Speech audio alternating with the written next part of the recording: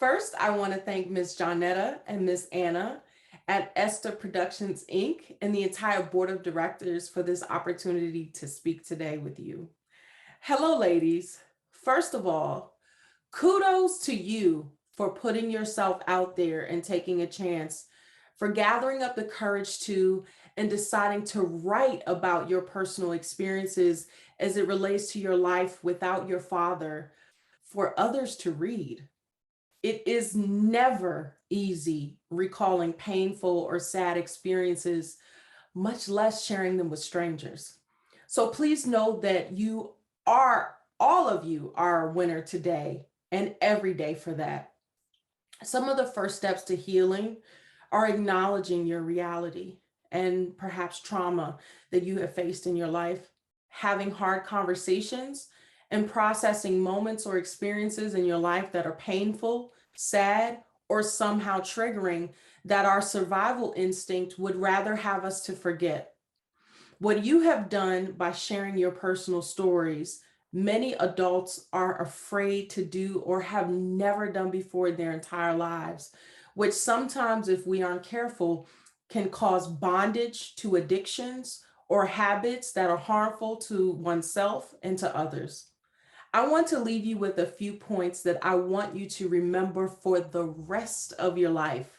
One, your father not being present is not and was never your fault. It is not your fault.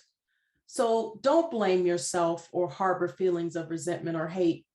Whether he is absent due to incarceration, your parents divorcing, or death, or by any other reason, it is a normal tendency for us as humans and women to internalize our father's absence and convince ourselves that we must have done something to deserve this or to make him leave, or even blame God or someone else. Please do not blame yourself. Once we are old enough, we all have the free will to make our own decisions. What we sometimes forget as adults is that our decisions impact those around us and those closest to us, not just us. Do not worry yourself too much about trying to understand why he is not here if he didn't already tell you directly. If your father passed away unexpectedly, I know it was a shock to your system and that the void you now feel can never be truly filled again by anyone else.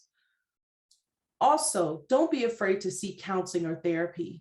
If you think you can't afford it or you're worried because you don't have any kind of health insurance, no worries. Nowadays, there are so many resources and lots of free or pro bono resources for therapy, psychotherapy, and counseling. One thing is for sure, daughters need their fathers.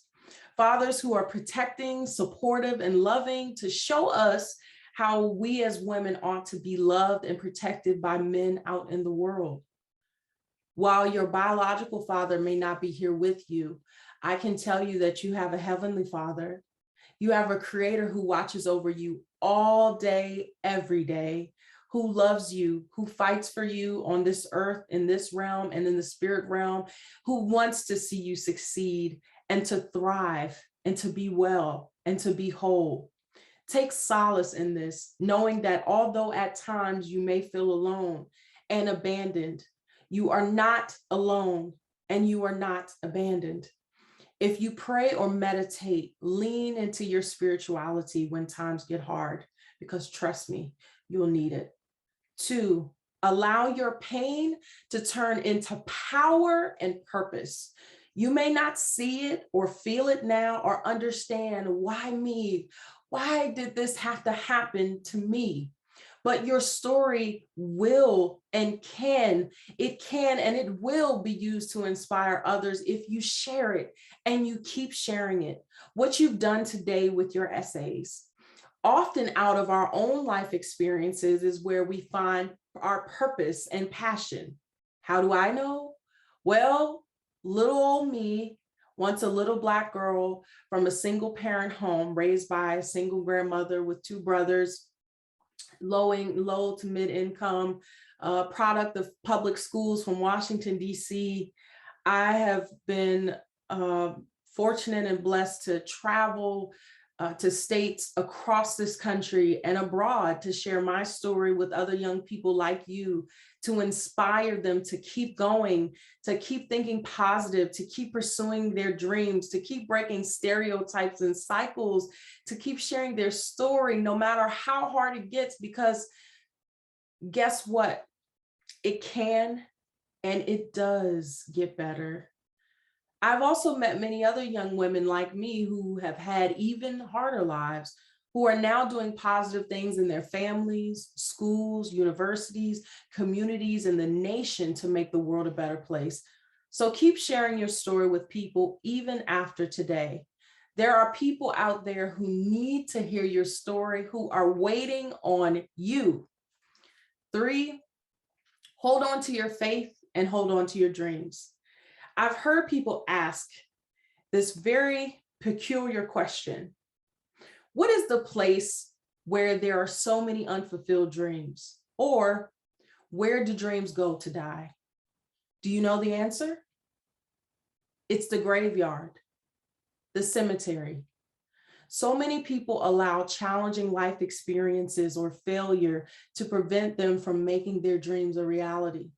You may not know what profession you want to pursue now, or your passion, or your purpose, but trust me, if you keep living life and actively seeking these things, you will discover them, and or they will find you. Life is filled with trials and tribulations, but don't you be one of those people who allows her dream to die with her. May you turn your dreams into reality that will inspire people for centuries to come. And lastly, but certainly not least, don't allow life to make you bitter, but better. Have you ever met someone who is just mean and bitter? Or someone who treats people meanly because perhaps they are dissatisfied with their lives? I'm encouraging you now to not become that person. Trust me, you do not have to build up a hard wall around your heart for fear of it being broken. You will definitely have some heartbreaks living life. That's inevitable. But you will also have some major breakthrough successes and love if you do not give up.